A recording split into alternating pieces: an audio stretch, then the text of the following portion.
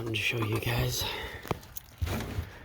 The other day, when we were in Vermont, I ended up getting a big helping hand as far as being able to find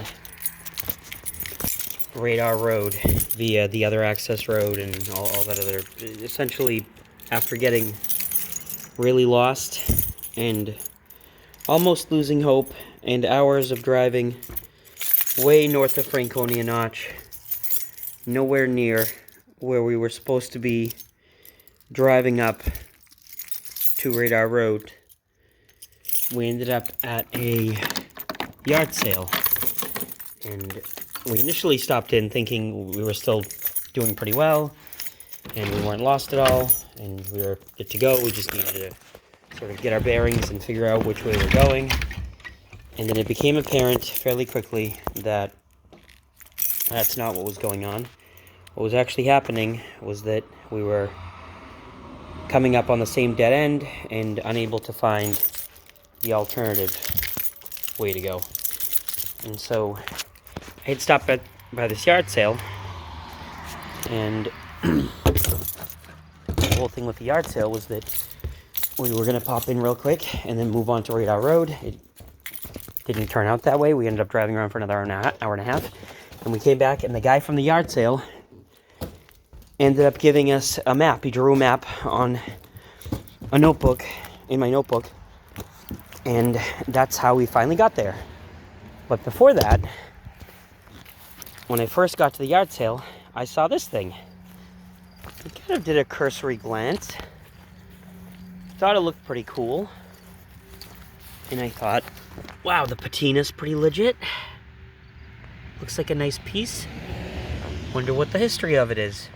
Wonder if it'll take a reasonable amount of money. Maybe 15 bucks? I don't know.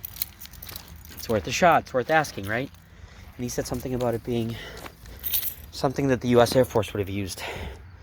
I didn't put two and two together, of course, that it probably came from the old abandoned radar station, right? Stands to reason. Anyway, I ended up buying this thing for $2. I thought that was a steal. And I'm going to show you real quick. It's pretty gnarly inside, but this can be removed. And, of course, that was there for a reason. I'm assuming some kind of avionics or some delicate instrumentation. Something else came in this. You know, I didn't know. I was just kind of guessing. I was thinking that. Probably not weapons, because it seems to be set up for something delicate. And then eventually, when we got back from Vermont in our ridiculous road trip, Sunday morning, I started poking around and looking at this thing. And I found something really curious. It came from the Sikorsky Aircraft Corporation, Stratford, Connecticut. And this label dates from November of '65. Of course, they could have used that for years and years. But that's right around the time that the Air Force Base shut down. So this is pretty cool. Look at this. Sessions, J.H. Sessions, Bristol, Connecticut. Both of these still work. They're spring-loaded. I'm going to look into this Lombard Brothers, all this nonsense, and see what the deal with that is.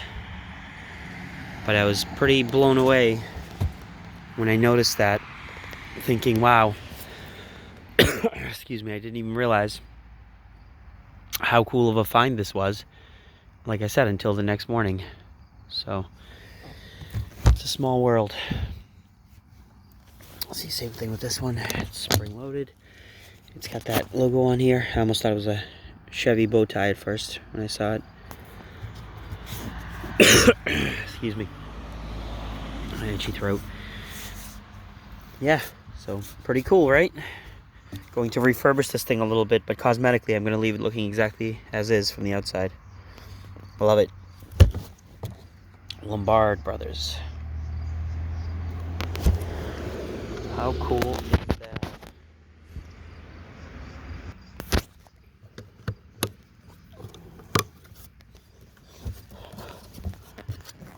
Pretty awesome, huh?